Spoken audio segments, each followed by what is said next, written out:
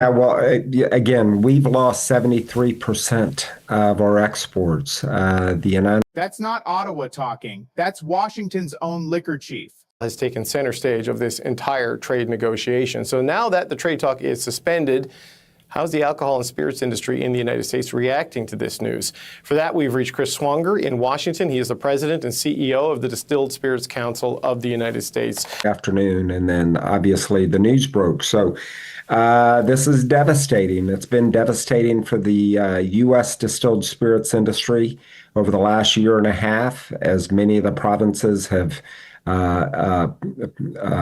stop the purchase of American distilled spirits, and we wake up this morning with a 50% tariff being imposed on Canadian distilled spirits, and it's gonna be brutally hard for our friends and our colleagues in Canada, where the United States represents 93% of the market for Canada. So Look, the economic carnage of all of this is pretty obvious to anyone who pays attention to the data that is not what is the stock market at today, right? People are losing jobs. People are losing money.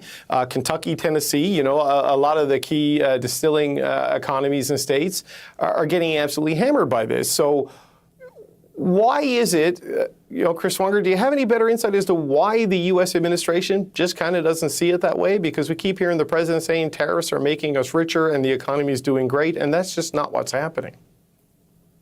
So when you apply a 50% tariff on that 500 plus million in revenue coming into the United States, it's going to be pretty devastating. And, we have felt the brunt of that pain, certainly on the U.S. side.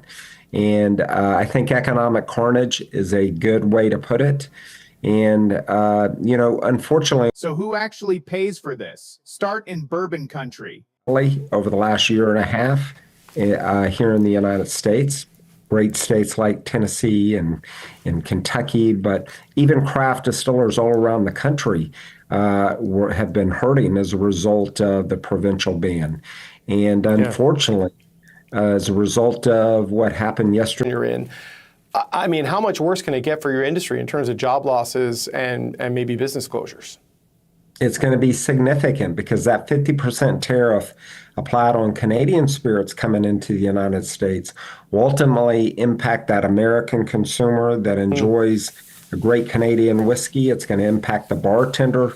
It's going to impact farmers. We have a saying, grain to glass. And here's the twist. Even Canada's Prime Minister says this industry got caught in the crossfire. Raise costs and reduce choice for Canadians. Reluctantly, because we recognize that some U.S. companies and some U.S. states are innocent bystanders in a dispute that they did not want. America's own liquor industry has turned against the administration's trade tariffs. Calling the ongoing trade fallout economic carnage, the chief executive of the Distilled Spirits Council of the United States just revealed that U.S. exports have dropped by a staggering 73%. Welcome back to Joshu Reaction. I am Frank John, bringing you direct facts, truth, and educational news analysis to all my dedicated viewers across from the USA and Canada. Our faith and we are firmly stand that in God we trust. If you want plain, simple, and natural updates on US and Canadian news without any hype, hit that subscribe button right now. Let's get straight into the facts.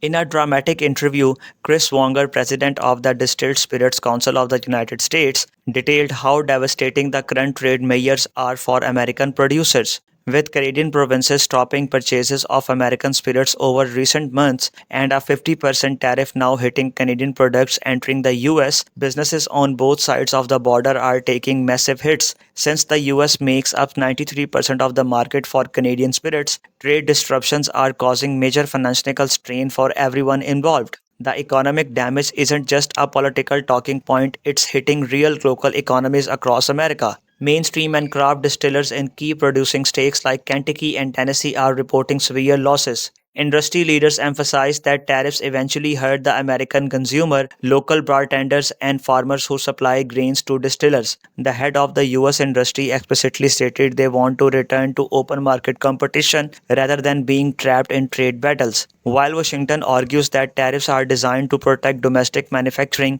industry reps point out that crushing long-standing export customers hurts workers at home. Canadian officials have noted that spirits got caught in the crossfire of broader disputes over steel, aluminum, and dairy.